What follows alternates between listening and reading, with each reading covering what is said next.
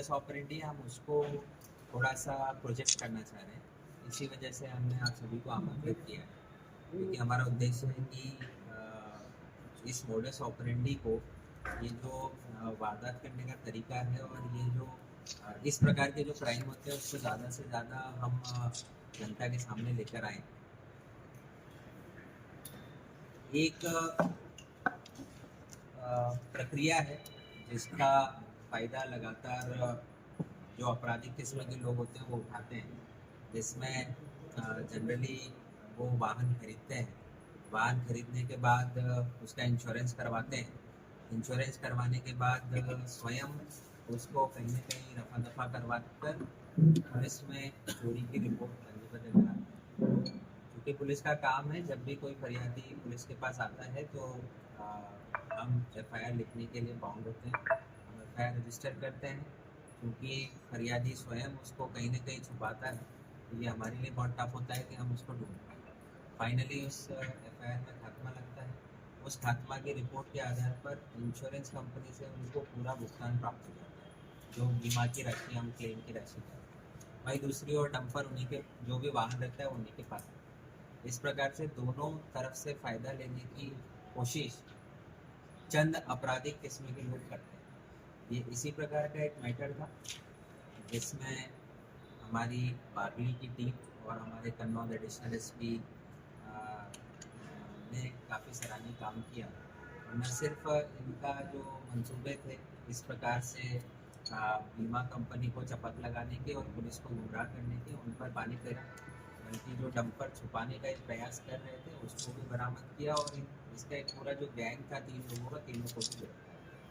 तो चूँकि ये मोडस ऑपरेंडी इम्पॉर्टेंट है, कई लोग इस प्रकार की आपराधिक मंशा रखते हैं, तो उनको हम स्पष्ट संदेश देना चाहते हैं कि कानून के हाथ काफ़ी लंबे होते हैं और चाहे आपका कोई भी उद्देश्य हो, आप पुलिस की नज़र से बच नहीं सकते। इसी तारतम्य में ये पूरा एक प्रकरण है जिसके बेसिक इंग्रेडिएंट इस प्रकार है। थोड़ा इसमें एक इमोशनल एंगल भी था, वास्तविकता है।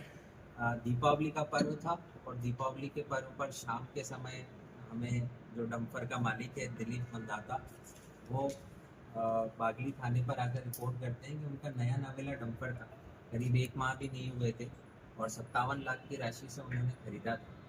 और एक जॉइंट पार्टनरशिप में इन्होंने खरीदा था, दिलीप और जसपाल दोनों ने मिलकर इसको परचेस किया। दिलीप ने थाने पर आकर रिपोर्ट किया था कि उनका नया नवेला डंपर एक पेट्रोल पंप पर उन्होंने पार्क करके रखा था और वहाँ से कोई रात को चुरा कर ले गया है। डंपर में जीपीएस भी था, लेकिन जो व्यक्ति था उसने जीपीएस को भी निकाला ताकि पुलिस आसानी से जीपीएस के थ्रू उसकी मॉनिटरिंग नहीं कर पाए।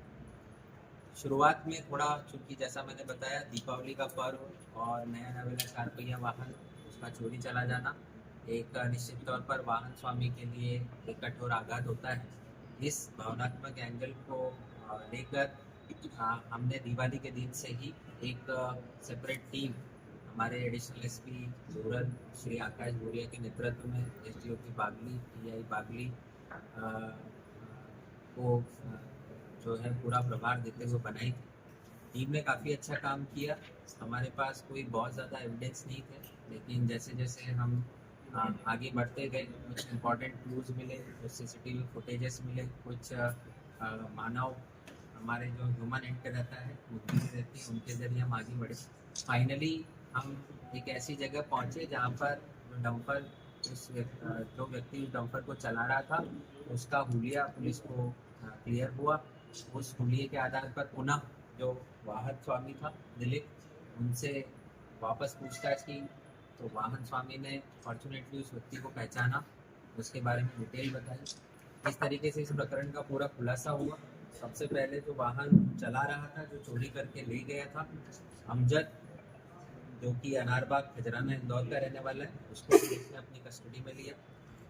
अमजद की निशानदेही से उक्त डंपर को भी बरामद किया गया। इसी के साथ अमजद से फिर जब पूरा विस्तृत पूछताछ की गई तो उसने ये पूरा मास्टरमाइंड इस चीज़ का, जसपाल सिंह जो कि डंपर का सह मालिक था, उसको होना बताया। और इसी के साथ अर्जुन सेंधव एक और व्यक्ति है जिसका इस पूरी प्लानिंग में शामिल होना बताया। तो इस प्रकार से जो घटना करने का उद्देश्य था, जैसा मैंने पहले बताया, पूरा मास्टरमाइंड जसपाल सिंह था। इसका मुख्य उद्देश्य था कि डंपर को रफा दफा शो करना, पुलिस में चोरी की एफआईआर करवाना, डंपर को पुलिस के हाथ नहीं लगने देना, पुलिस से खात्मा रिपोर्ट प्राप्त करके बीमा की राशि को वसूलना, और इसी के साथ जो डंपर का सह मालिक है दिलीप पन्ना था, उनको भी आर्थिक क्षति बड़े स्तर पर पहुंची। तो ये एक बेहद गंभीर इस प्रकार के मानसिकता रखने वाले लोग रहते हैं। तो इनको हम आपके ज़रिए, हमारे मीडिया बंधुओं के ज़रिए यही संदेश देना चाहते हैं कि आप इस प्रकार की आपराधिक मानसिकता न रखें, पुलिस का समय बर्बाद न करें, पुलिस को गुमराह करने की कोशिश न करें। तो तीनों व्यक्तियों को पुलिस को गुमराह करने के उसमें, और जो ये पूरा षड्यंत्र रचा है, इसमें हमने अभिरक्षा मिली है, गिरफ्तार किया है, और इनके विरुद्ध हमारे पास काफ़ी स्ट्रॉन्ग एविडेंस है। हम इनको कठोर से कठोरतम दंड माननीय न्यायालय से देंगे।